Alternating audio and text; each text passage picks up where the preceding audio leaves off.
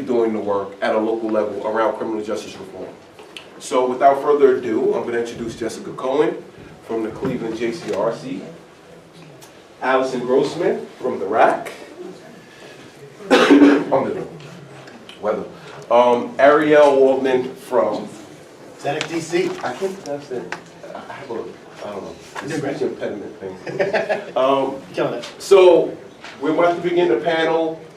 I'm not going to speak a lot because now my voice is really going. I have a slight sickness that's wrapping up because last week I was in Brooklyn outside of a prison called the Federal Metropolitan Detention Center, where people were housed there, men and women, for 8 days without light or electricity.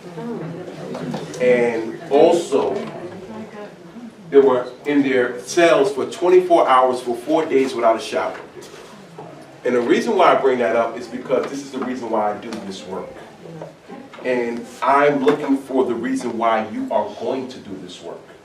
This is why we have these folks up here, okay? So Jessica, please. Okay, thank you. Good afternoon, everyone. I am really excited to share with you the work we do in Cleveland on criminal justice, specifically on bail reform, and I'll explain how we landed there. But first, Roy asked me to ground our session in some Jewish values. I explained that I'm nowhere near rabbinical stature, but I found something that I really like, I really want to share with you. Many of you are probably very familiar with this phrase from the Torah. It's in Deuteronomy, in the Torah portion of Shoftim, and it says, "Justice, justice, you shall pursue. Tzedek, tzedek, tirdai." And I found, interestingly enough, that there is a head of a yeshiva in Cleveland who lived many, many years ago. In fact, he's our family, it's the same yeshiva that my husband went to, and we revere him so much that our son is named after him, Rav Eli Meir Bloch. And he gives an interesting insight on this, because why does it have to say tzedek twice, right? Why do we say justice, not once that we should pursue it, but why do we say it twice? And so Rav Eli Meir basically says that it interprets it as such that the pursuit of righteousness must be pursued with righteousness. We can't just look for justice without pursuing it, run after it with justice. And so these two things have to come together because we can't, our goal is to ensure that what is right prevails. And we can't just let the end justify the means. We have to actually make sure that along the way, everything we do is motivated and carried through with justice as an underlying value. So should I give a little Torah in the room, bring that to our value system, because it certainly makes what we do. I know that all of the committee members in Cleveland and our staff at the Community Relations Committee at the Federation are really motivated by the fact that this is so close to our hearts and part of our Jewish tradition. So that being said, Cleveland is, and it's important to note that Cleveland is a community relations committee within a federation. And so often, as Roy and I have spoken about a number of times, the question around the country sometimes with my director colleagues is, how do you get buy-in from a federation in the work that you do, which so often has to fall in line with consensus, which is why I've named this slide consensus. How do we get consensus? And I think that it's been difficult for us, and I think across the country, because criminal justice, while certain things are moving along as bipartisan, some things are still seen as inherently very political and very partisan themselves. And particularly in this day and age where everything is polarized and everything is partisan, it's so easy to kind of step away and say, I'm not going to touch that because I don't want to kind of usurp the balance that we have.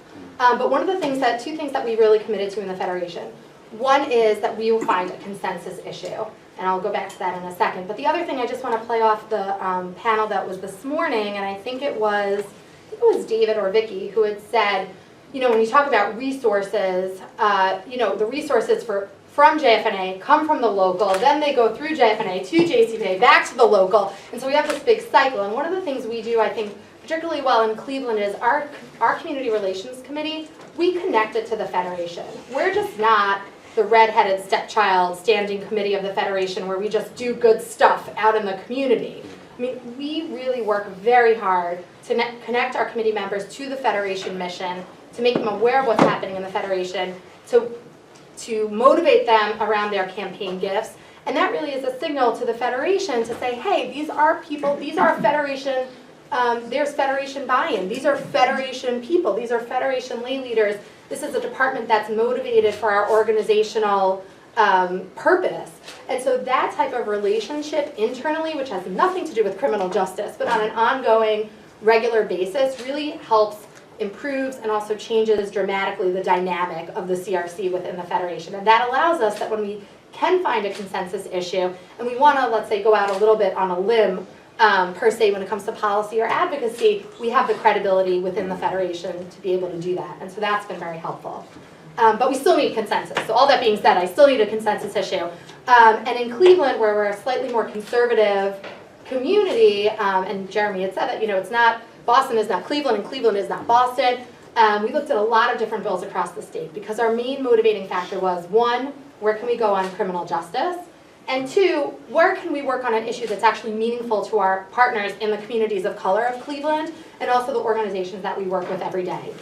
And so there were two things happening in Cleveland and Ohio at the time that we looked at it. One was the Cuyahoga County Bail Task Force. That's the cover for the report right there. There was an entire task force. Cuyahoga County, for all of you non-Ohioans, is the county that Cleveland sits in. It's a Democratic county in a now red state. We used to call it purple. It's not really purple anymore. And so Cuyahoga County, there was an effort within the administrative county court system with the administrative judge, John Russo, and a top criminal law professor at Cleveland Marshall Law School to come together with a clinic at Cleveland Marshall and put together a task force for what needs to be fixed around bail reform in Cuyahoga County. We have a Jewish county executive in Cuyahoga County who's also motivated by his values, and we thought this is something we should watch. And then concurrently, HB 439 was being introduced and circulated in the Ohio State House. This was a state bill in the Ohio State House of Representatives that required courts to use the results of a validated risk assessment tool in bail determinations. So that means, instead of just locking people up with bail, like, are they really a risk, right? How often do we actually ask that question? Is a person a risk of not showing up for their court date? More often than not, the answer is no, yet there's still bail being levied. That's an important piece. To allow non-monetary bail to be set, that's almost never happens. To require courts to collect certain data on bail. Right now, there's no data in Ohio, and whatever data there is, it's certainly not disaggregated by race or socioeconomic or anything like that, and so that's another important piece. It also included to require the State Criminal Sentencing Commission to create a list of validated risk assessment tools and to monitor the policies and procedures of courts statewide in setting bail and utilizing pretrial supervision services. And so we saw this bill as, it's not perfect, there's a lot of stuff that we want to advocate to change, but it was a great starting point, and it had 2 Republican co-sponsors. And frankly, on the state level, the Republican co-sponsors were mostly motivated by the facts on the ground in terms of financials. The cost to incarcerate a person in Cuyahoga County is $25,000 a year. The cost of rehabilitation is $8,000.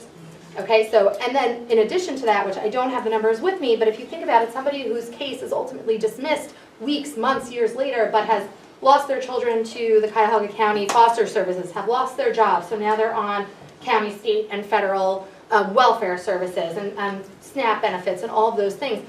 The difference between the financial benefit of just having somebody go along their lives for those days, weeks, months, and then come to their court date because of effective pretrial services, the cost difference is huge, and that's why we thought that this was a really compelling bill that we could advocate on. So what did we do? We put together what we named ourselves, the Cleveland Bail Reform Coalition. It sounds very important, and we meant it to be. These are all the names of the organizations that we put together. Back to, again, this morning's panel, we could not have done this if we hadn't been building relationships with all of these organizations and their leaders and their members and their participants for years prior to this. This was really, I don't want to call it capstone because it's not the end, but it certainly was a marked point in our relationship to be able to say, we've worked together for so long on so many different smaller things. What can we do that's big that we can do together? And so we have United Black Fund of Greater Cleveland, Hispanic Alliance, Lutheran Metropolitan Ministry, the NAACP Cleveland chapter, Towards Employment is an organization that helps fight recidivism and provide formerly incarcerated individuals with workforce development and job placement. The ADL, of course, and NCJW, both which are have local chapters in Cleveland, and of course our Community Relations Committee. So we brought this group together. We actually planned, our goal was an advocacy mission. We said there's a bill in the state, we want to go down to Columbus, we want to advocate together. But we as a Jewish community, we did not, paternalistically say, this is how we're doing it. We got together the leaders of all these organizations, we sat down at a table and we said, here's a bill we think is really compelling, what should we talk about? And I will just say that the input and the personal stories that we received from our friends at NAACP and United Black Fund and Lutheran Metropolitan Ministries and Towards Employment that helps these people that are dealing with bail issues were mind-blowing. I mean, it's nothing that we initially going into this work thought we were going to encounter. So we came together, we planned how we were going to advocate on the bill, we planned the language around what we were going to do, and then we actually planned the advocacy mission itself. Now, just a quick note that usually advocacy missions, when you come to DC or you go to your state capital, they're rather expensive. And of course, we always run into this imbalance of the Jewish Federation lay leaders being able to kind of just pick up and go and take a day off of work and spend our $500, for the airfare and the hotel, and everybody just goes. But here we actually wanted to go with people, and we wanted to go with people who had stories to tell, and they can't take the day off. How do we do this? And so just quickly, what we did was we made it as a stay-at-home mission. So we did a evening, I think it was a Tuesday night to a Wednesday. We did Tuesday night at the Federation. We did a 2-hour session. Actually, Roy was there. Roy was there for the whole thing, but especially for the evening session where Roy kind of gave an introduction. And we got a lot of local folks at that meeting that did not come the next day and could not come the next day, but wanted to be there and had stories to tell and really informed the work of the next day. And then, okay, so Roy, we did for Roy. And then I will tell you that we were able to leverage our Jewish state advocacy group, Ohio Jewish Communities. Our lobbyists there put together a lot of the meetings, but we talked about who we wanted to see with our partners when we planned the actual mission, and that was really important. We were able to take on the logistical piece of doing all the arrangements and everything, but that next morning, nobody had to stay at a hotel or anything like that. Everybody got up in their own beds, they showed up at Federation, we got on our bus down to Columbus, and we had 25 to 30 people that went down, and these are all the folks that we spoke to. We have a specific Holocaust and Liberators Memorial at the Columbus Capitol Hill that we took everybody to kind of share with them a little bit of Jewish perspective, and we just had a great day.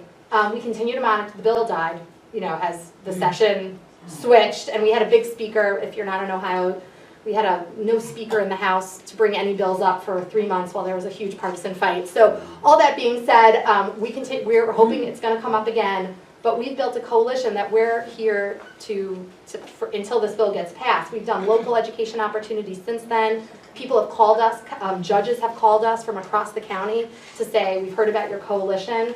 And then we have, which I did not bring with me with any copies, but we have a takeaway document that we left with all the legislators in Columbus that I'm happy to share that kind of goes through the bill and gives our messaging that we've developed in coalition. So I'm happy to answer questions at any point about our program. I'm really proud of it. I know that all of us in Cleveland are really proud of it.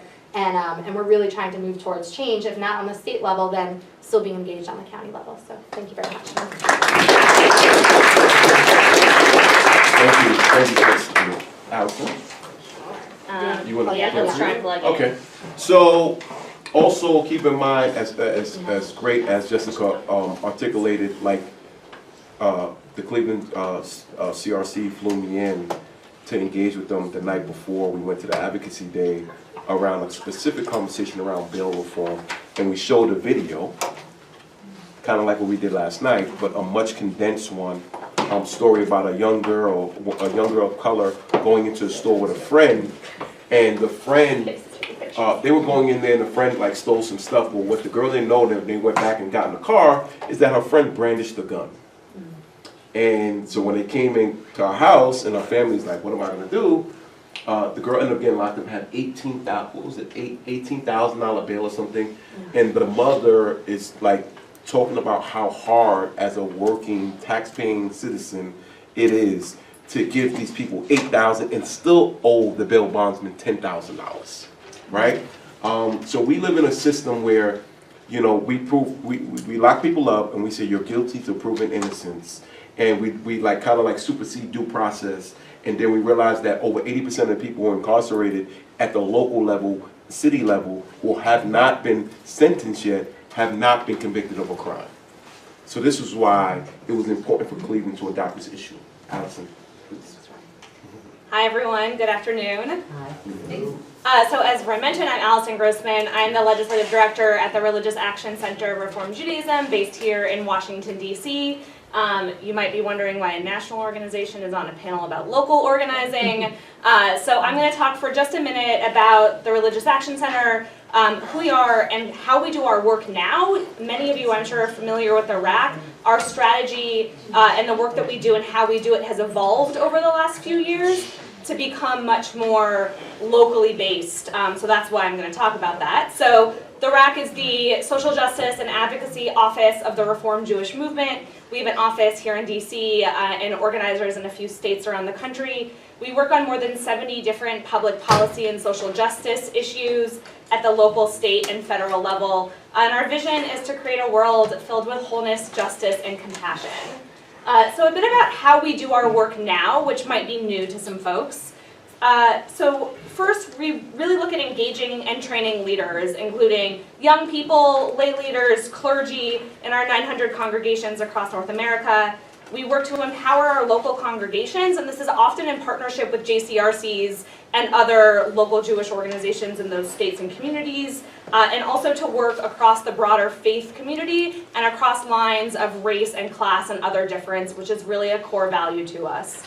We're working on building our capacity in key states. So we have staff organizers on the ground in California, Texas, Ohio, Illinois, and New York, who are working on engaging and organizing our Reform congregations in those states, particularly on state and local issues. And at the same time, we're working on maintaining our traditional focus on federal advocacy as we work to expand our state and local work. So that context and the way that we've transitioned our work, I think, is really important as we talk about what we did around Amendment 4 in Florida, which I'll talk about in a minute. So the other just piece of context as we're thinking about Amendment 4 is the institutional support that the Reform movement put behind this work, and that came in the form of two different initiatives. So the first is the Urgency of Now initiative, which we launched in 2017 to build a network of strong congregational leaders and teams committed to acting locally, and at the same time to be within a broader reform movement. And we had 3 campaigns under the Urgency of Now. Criminal justice reform was one of those 3 campaigns, and that really looked to end mass incarceration and racial disparities in our nation's criminal justice system. And then second, leading up to the 2018 midterm elections, we launched a reform movement-wide civic engagement campaign. And this campaign had 3 pillars. One was voter engagement, one was candidate engagement, and one was ballot initiatives. And so with these 2 initiatives, our work on a ballot initiative around restoring voting rights in Florida had this full weight of the reform movement and fit really well under the pillars of our work. Okay, so that's a bit of the context for how we do this local work and what it looks like, and the kind of context that it lives in. So what is Amendment 4 and what do we do about it? So previously, before the election, over 1.4 million people in Florida were permanently excluded from voting because of a past felony conviction, even after they had completed all of the terms of their sentences. And under this previous law, there was one way that people who were convicted of felonies could restore their voting rights, and that was to personally be granted their voting rights back by the governor and a 3-person cabinet, which was incredibly challenging. Wow. Yeah, yes, it's actually just insane. And this is after these people had paid their debt in full. They completed all of these terms ordered by a judge. And what that meant was that 10% of Floridians and 1 in 5 black Floridians were barred from voting because of a past conviction, which just has a huge impact on these communities, and particularly the black community in Florida. So Amendment 4, the Voting Restoration Amendment, aimed to correct that problem.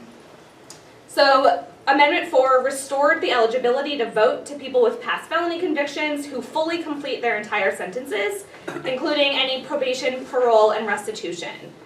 I will say the amendment specifically excludes individuals who committed murder or a felony sexual offense, so it's not the full range of people who have been convicted of a felony.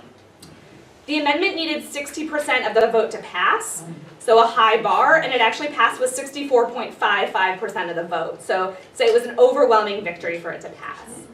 And its passage allowed for the most significant expansion of voting rights in America in decades, really since women's suffrage and the Voting Rights Act of 1965.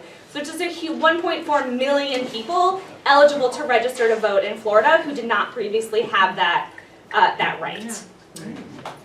Yeah.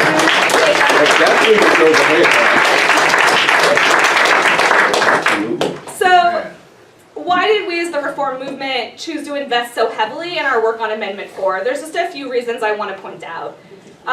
One is the disenfranchisement of individuals with felony convictions really transcends criminal justice, voting rights, and racial justice issues, which are all issues at the core of the work that we're doing, and also have deep roots in Jewish values and our Jewish tradition. The campaign, as I mentioned, fits seamlessly with our civic engagement campaign and our Urgency of Now initiative. And to add a little bit more, let's say, Jewish values into the room, as a faith that practices teshuvah for our mistakes that we've made, we believe that those who have completed their sentences have made amends with society and have therefore earned back the privilege of participating in our democracy. And I think that's really foundational to this work. And then our partners, which I'll talk more about in a minute, saw a place for us to join them. They saw an effective addition and added value that we could have and our congregations in Florida could have. And that was really important. Okay, so what did we actually do around this? We partnered with a statewide campaign, Second Chances Florida, and this I think is the most important thing that I just want to point out about what we actually did and the impact we had. Second Chances Florida was a project of the Florida Rights Restoration Coalition, a grassroots membership-based organization run by returning citizens. The campaign and the coalition are led by Desmond Meade, who you may have heard of. He's a formerly incarcerated person who's long been a leader in this work and is really just such an inspiration, and this has been his life's work. So partnering with Second Chances was necessary on a few levels. It helped ensure we were following the leadership of those people most impacted and being strong allies. And I would really just add and kind of reiterate, there we go, Jessica's point about that partnership and following that lead and being good allies in that sense. It was also crucial for us to figure out how to most strategically and effectively organize the congregations in Florida to make sure that we were part of a broader campaign and picture to do this work. And it also facilitated our coordination directly with the faith community in Florida and with other Jewish partners locally, including NCJW, ADL, I think the JCRC down there. So there was a big Jewish community effort that we were a part of as well. So in the context of this partnership, we conducted trainings and encouraged our Florida congregations to run educational programs within our congregations using the materials developed by the campaign. We had teams of clergy and lay leaders leading Get Out the Vote efforts. We had commitment cards that people could fill out about what they would pledge to do as part of this campaign and actually write it down and give it to us, and we could follow up with them and hold them accountable for giving a sermon or other talk in their community, for leading a Get Out the Vote team, and participating in trainings, things like that.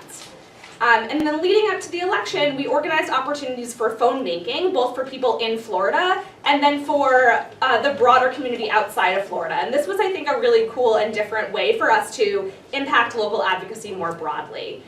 So the photo up here is two of our staff at the RAC who are actually doing phone banking at a partner organization here in DC around Amendment 4 in Florida.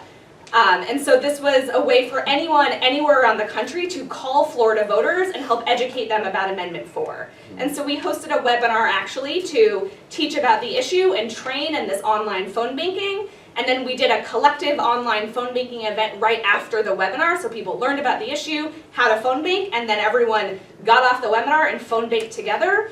And that resulted in 13,000 dials placed out to Florida voters and 473 conversations that were had.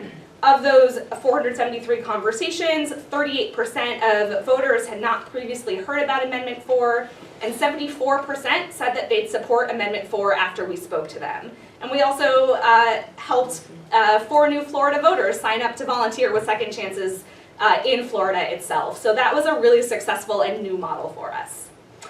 Just a couple of lessons learned about the whole campaign.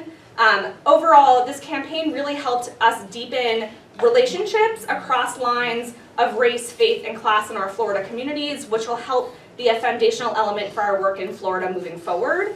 Having strong partners led by people most impacted by the issue, again, just something I think we're hearing over and over again, is incredibly important, as well as our partnerships in the faith community and the Jewish community. I think mobilizing around an issue that resonated across so many of our Jewish values and our core issues was really important and kept people motivated and excited. They could understand why this was an issue the Jewish community wanted to be involved with and why they would do this work with their congregations. And then it allowed us to try new strategies and different ways for people to get involved in Florida and around the country, and I think that diverse array of ways to be involved was really exciting and fun for people. And the ballot initiative was incredibly successful and winning by a wide margin, which is always a great way to come out of a campaign and does not always happen these days. This photo here is Desmond Meade registering to vote in Florida on January 8th, which was the date that the ballot initiative went into effect. I just want to start wrapping up reading some words that he wrote in the days leading up to his ability to register to vote for the first time after spending years of his life working on this. So he wrote, "When I walk into my local supervisor of elections office, I will be doing so honoring the journey that it took to get to this point, honoring the efforts of the many grassroots volunteers from all walks of life who were the lifeblood of the Second Chances campaign, honoring the determination of the returning citizens that fought long and hard for redemption, and honoring the history of those who fought for and died to protect our democracy and our right to vote. I will walk into my local supervisor of elections office with a newfound respect of my vote." And I just think those words and being connected in relationship with Desmond and with his coalition was an incredibly moving experience for our community as a whole. We also know that the passage of Amendment 4 is not the end to this work in any sense. There's a huge campaign that's underway in Florida now to educate the 1.4 million people who are newly eligible to vote to actually register and turn out to vote. There's also accountability work to be done around implementation, as there are some challenges from the leadership in Florida around implementation. But we're also seeing some nationwide, I would say, interesting impacts from Florida. There are 3 other states that still have bans on voting for people convicted of felonies. The governor of Iowa, though, just announced a constitutional amendment that she wants to put forward to ban the practice in Iowa, so we'll see where that goes. And then we're continuing just all of the regular voting rights work that we continue to do, restoring the Voting Rights Act of 1965, and then along with Roy and JCPA and others in this room, our work on criminal justice reform, bail reform, ending mandatory minimum sentences, ending racial profiling, etc. So this was a great victory. We're not yet done. Thank you. Thank you. I want to build on the fantastic remarks about Cleveland and about the Florida national work from my colleagues, Ariel, Levinson-Waldman, and I want to tell you a little about what's going on here locally here in the District of Columbia. I'm the founding director of Tzedek, DC, and so like Cleveland, we are deeply inspired by the Book of Deuteronomy and the command that justice, justice, you, and that's all of us, you shall pursue. I want to acknowledge, because we're local, we're fortunate to come in great numbers. I would acknowledge a couple of our advisory council leaders who are here, Vivian Bass and Bobby Rosen and Tom Riesenberg and Harvey Reiter and Thornton Posen and Rabbi Batya Glazer, who's with us from the start until Philadelphia stole her. We have been so fortunate to have leadership from the Jewish community, from the civil rights community, from the business community, and in particular from our civil rights leadership friends. I want to acknowledge and echo Roy and others' points about the centrality of working with affected communities, both throughout the community and leaders in those communities to make our work remotely possible to have any success. is not to pretend that we have the answers or can simply parachute in and say, hey, we're the folks with the yarmulkes and we're here to help, right? Just doesn't happen, right? So I want to briefly talk about what we saw when we got organized in 2015 and 16, why we're attacking debt as an issue that's central to the reform of our justice system. And people will scratch their heads. Debt, I thought we were talking about the criminal justice system. I want to encourage everyone in this room to think broadly and echo some of the themes that Roy has raised and our prior panel raised about the relationship in terms of our laws when we criminalize poverty. When we criminalize poverty and we make poverty the route to incarceration, and so our focus has been to help folks not get into prison, and when they get out of prison, to try and land with some stability, and to increase the stability that we as a community are providing them with. So what did we see when we were getting organized in 15 and 16? 3 brief snapshots. First, we are a community of enormous differentials in wealth. In the District of Columbia, the mean wealth amount, wealth held by a household of the mean white family is $284,000. For the mean Latino family, 7. For the mean African American family, $3,000. The difference is 20,000%. It is not a coincidence that the vast majority of those in our incarceration system, you heard from the prior system, not only held in the Department of Corrections in DC, but in Bureau of Prisons, jails throughout the country, the vast majority are low-income folks from our communities of color. That relates massively to the wealth differential. And so we took that as an important problem. Number 2 was we're taking away people's ability to work simply for being poor. What do I mean? In the District of Columbia from 2010 to 2017, we suspended 126,000 people's driver's licenses because they couldn't pay the ticket. Well, now they couldn't get to work lawfully, because in most households, even in this urban area, you need a car to get to work. And guess what? Over 6% of the arrests in this jurisdiction are for driving without a license. Well, that makes no sense whatsoever. We're taking away people's ability to get the money to pay the debt, to get whole, and we said that's crazy. So we took that as highly instructive. And then number 3, we looked at the private debt collection system. In the last 20 years, the industry has grown up, built around buying debt, consumer debt, medical debt, for 2-3 cents on the dollar, and then suing everybody on the spreadsheet, and getting judgments, often default judgments. Low-income community members typically don't show up in a civil case if they can avoid seeing the inside of a courtroom. And then garnishing wages, and if the companies can get more than 3 or 4 cents on the dollar, it's a profitable practice, and it has been a very profitable practice. What's particularly difficult in this context, and there have been study after study on this, is even when you control for income, the companies have used our justice system to go disproportionately after folks from our communities of color. So we took that constellation of problems and said, okay, this is a big community problem. And we said to ourselves and to our friends at Federation, you know, our Catholic friends have been, through Catholic Legal Services, have been institutionally present in this work for 4 decades in our community.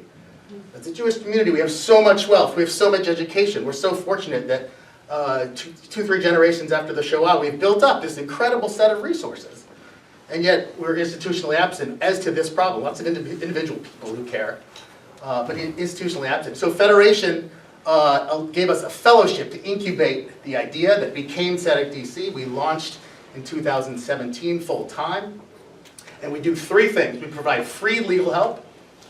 We do community outreach and financial empowerment work in close coordination with our church partners and with other anti-poverty groups with deep, half a century of experience in the community. And 3, really following on the model of both Cleveland and the RAC in Florida, we do systems and policy reform work. We've served almost 1,000 people in the courts over the last few years. We've been so moved and inspired to watch, we're a tiny little staff, we're small but mighty, but we've been so inspired to now watch 75 trained volunteers come help us force multiply in that work. With respect to our financial empowerment work, I want to highlight two projects we're working on that in particular focus on the returning citizen population. Number one, there's a terrific office in DC called the Mayor's Office of Returning Citizens, MORCA. And MORCA funnels folks to us who are trying to get their professional license or their driver's license, but through laws which we think are unjust, are barred because they owe some money to the government. And so we proudly serve returning citizens in that regard. And second, we work with the police department. Right? Criminal justice reform should be from the outside, but also working with the insiders. We work with the police department in something called WONS, the Office of Neighborhood Safety Engagement. And this is for folks just out of prison who are trying to repair their credit because they won't get hired and they can't get a loan until that credit's built up. And if they don't get a job, guess where they're headed back to? And again, I want to highlight this relationship between the broad anti-poverty work in criminal justice system reform. With respect to the last category I'll mention, and then I really want to sit down and shut up and encourage questions. With respect to the last category of policy reform, we've, as of this fall, we've successfully ended the law that led to that 126,000 suspensions. That passed the City Council, has now survived congressional review. Working with the mayor, who's the leader on this issue, we've ended people losing their driver's licenses for non-driving related drug and alcohol offenses. We're working on some more reforms in that space. We had some success ending some very punitive wage garnishment reform issues. And we're continuing to look at issues that have relationship to what leads people to get into prison, and what makes it impossible for them to get stable after prison. So honored to be here, inspired by the work that Roy is leading and facilitating, and thank you.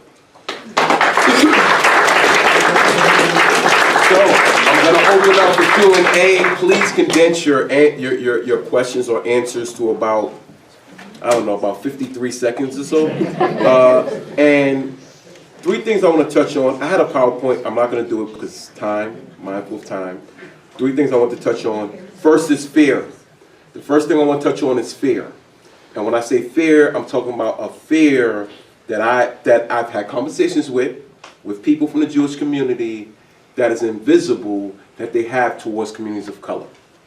So I want to address that fear and let you know that people are people. We all bleed the same thing. We actually bleed blue. It turns red when oxygen hits it, by the way. So we bleed the same color, whatever color, blue or red, that is. And I think that there needs, I said it last year at our conference, I said that the Jewish community has to be comfortable being uncomfortable. You have to engage with in conversations with people that are very uncomfortable, that's going to make you feel uneasy. It's not going to be easy, something easily digestible, but you have to have these conversations. You can't think you're going to be isolated or in a bubble and say, wow, our heart and prayers goes out to them, but because of A, B, and C, we can't, whatever. So that's the first thing is fear. Understand that when you're engaging with communities that are directly impacted by this issue of mass incarceration, and I said this in our last panel, you're dealing with a large community that has never heard I love you. I care about you. I got your back. We're going to do this together. No matter what happens, I'm here with you. So now when you're engaging with a community like that for the first time in your life, automatically you're going to receive pushback. And my call to action or my call or ask to you is don't let that immediate reaction scare you from doing the work. Because I believe that a lot of people are like, well, I don't know, they're kind of aggressive and they're kind of like, what we're saying is put your fears to the side in the same way how we can like put high on our priority list when things are anti-Semitic or things are BDS or things are anti-Israel. We have to also identify when things are racist to communities of color. The same level should be no different because you're not directly impacted by it. The other thing I want to talk about is directly impacted leadership, which is mentioned several times right here. And I always emphasize the importance of being led by those who are most impacted by the issue or getting feedback by those. Do not think you're going to be in a lab formulating some criminal justice answers without having people who are directly impacted or who are working in this sector. And the last thing I will mention is relationship building. I cannot emphasize this enough. This was just laid out perfectly in front of you. The importance of relationship building is everything. I tell people, because people always ask me something who I know, oh, how do you, whatever, and I say to them, it's not always about the person that can write the check today. What more importantly it's about is developing and fostering a relationship that goes beyond that. Why? Because ultimately you develop a relationship, you build a friendship, you build companionship, you build synergy, in which can ultimately lead to that check being written by multiple people, right? So the relationship building aspect is very key and important when it comes to not only criminal justice, immigration, whatever the topic is, you should be led by those who are most harmed and most impacted by the issue. Q&A, 52 seconds, raise your hands. Can I get an answer that's 33 seconds, please? Thank you. Your name, please, before you speak. Yeah, Mark Zucker from Philadelphia.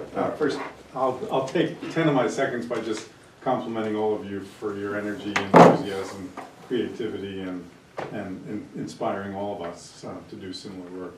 I have a specific question, I think probably for Jessica, about bail reform, because last night Roy and others were talking about the problems with risk assessment tools and how if they're tied to geography or ethnicity or whatever, they end up being a source of the problem rather than a source of the solution. I can only assume that you were pushing for it because your bill included more effective or less racist risk assessment tools.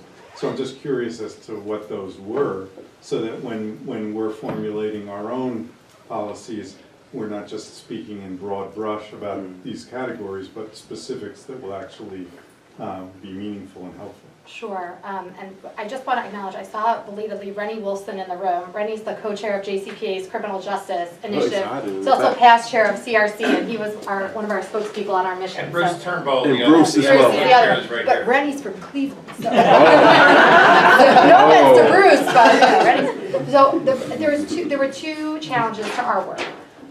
Or two things that we wanted to really get at. One was risk-based assessments, because there is, as you had laid out, there are some issues there. And also the bill, HB 439, talked about getting data, but did not include a requirement for disaggregating that data, nor the funding to actually pay for the state pulling the data together and then being able to research it. Now, what was interesting was that the Republican co-sponsors of the bill wanted to, if I'm remembering this correctly, where we kind of the rubber hit the road was they were calling for one risk-based assessment, and particularly they're looking at the Arnold Foundation risk-based assessment. However, when we did a lot of consultation with local experts and things like that, and Judge Russo and Professor Jonathan Whitmer-Rich, who were the leaders of the Cuyahoga County Bail Task Force, Judge Russo was actually calling for being able to use whatever specific, a variety of risk assessments. He actually was opposed to including one risk-based assessment in the bill on exactly, I think, the premise that you're talking about is that different, we have counties we have Appalachia in Ohio, and then we have Cuyahoga County, we have Cincinnati, we have Columbus, so the needs are different depending on the area. And so that's something that we brought up in our advocacy, is that, our expertise, we were asking as a Cleveland Coalition for the ability to use a variety of risk-based assessments.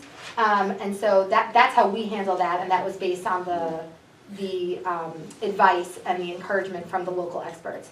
Now, unfortunately, we didn't get to the point where the rubber hit the road because we had no speaker to bring the bill to the floor, although it did pass committee, but the floor was where they expected to kind of do all these tweaks. And so when we get there, we're hoping to re-engage our experts and have some say on that. Thank you.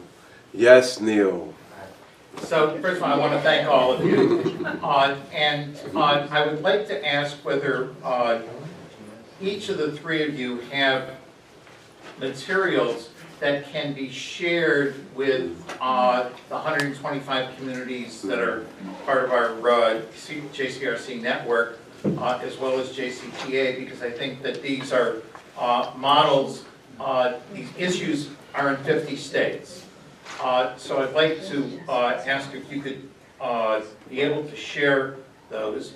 And the other ask, actually, I have, it's not a question, it's an ask, is I want to compliment Roy for all of the great work he's done.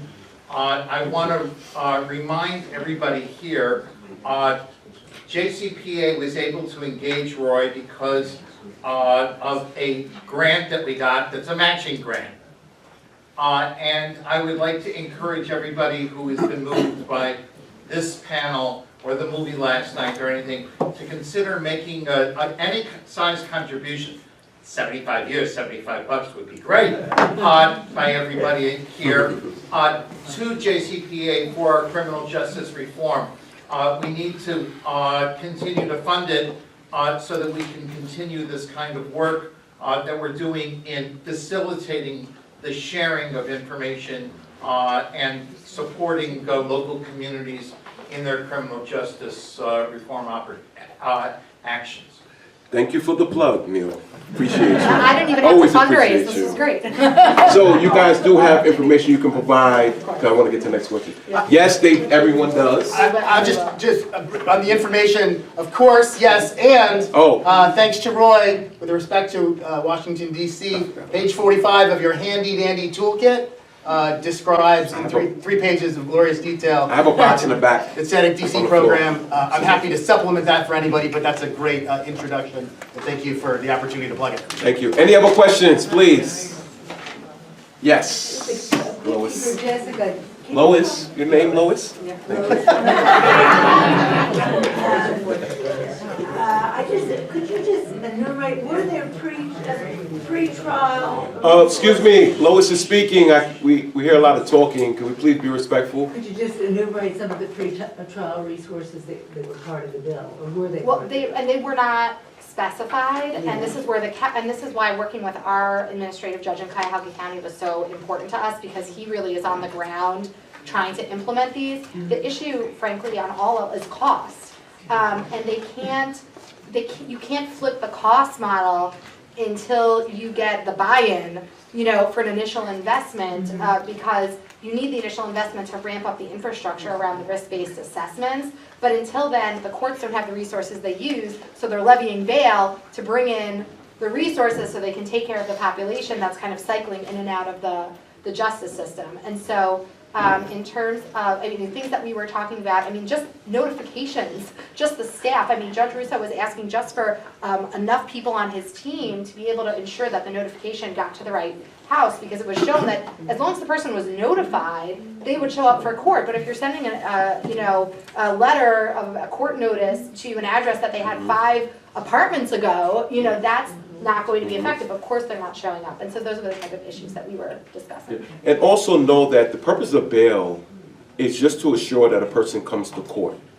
That is the sole purpose of bail, right? Like, put collateral on the table so that you can come back to court. And as Jessica mentioned, because we're doing it in New York as well, and the numbers have drastically changed once people have been reminded when they have to go to court.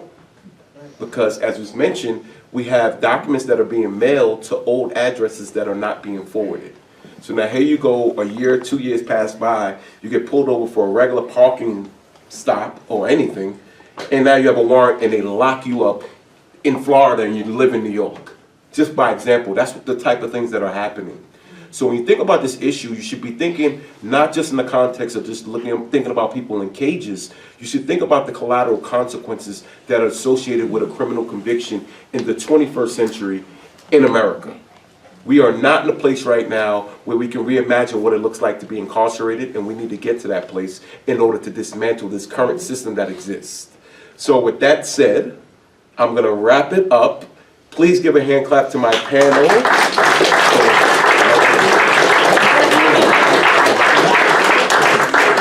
Thank you, thank you, thank you. We appreciate you. Please come ask them any questions. Just because we didn't get called on, you can still come ask the questions.